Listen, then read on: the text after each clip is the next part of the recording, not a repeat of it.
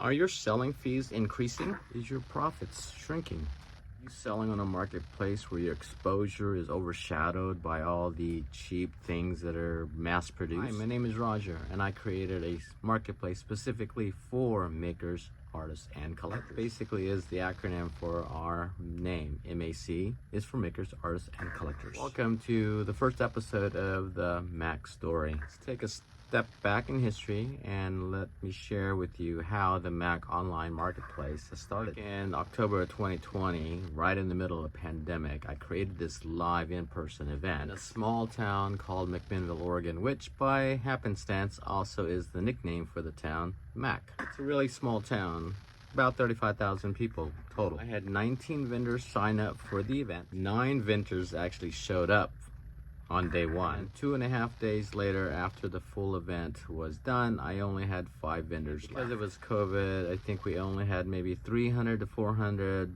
people that come through the whole show for the 2.5 days. I was at a crossroad. Do I throw this idea away or do I keep on going? Fast forward to today. It's my 4th year that I've been doing this event. The event has grown from just that one event to 4 events in a year. Events are now kind of themed, so April's show is more of spring, the summer show in June is more summer, the October show, which is my anniversary show, is now more the fall or harvest event, and then of course I brought back the Christmas show, which is of course Christmas themed. In addition to the 4 shows, the different venues in the live show also has expanded. I now have a young entrepreneurs, which are vendors ages 10 through 18. I also have a pop-up for Saturday or Sunday for those vendors who just want to see if this is something that they would want to do. So in the last couple of years, the thought has been in my mind that why doesn't this exist online? Of course, marketplaces online, but they're not like what I have in mind, where it's just makers, artists, and collectors. Which means I didn't want to include like the AI-generated products that we have today, or things that people don't have their hands on in making or creating or collecting. It also includes those kind of products like print on demand or digital downloads. I didn't want those types of products also in this marketplace. After many years of thought and looking to see if there was anything out there that existed, to my surprise, there isn't one that I could find anyway. So in 2023, in the fall of 2023, so October, November, December time, for a founding member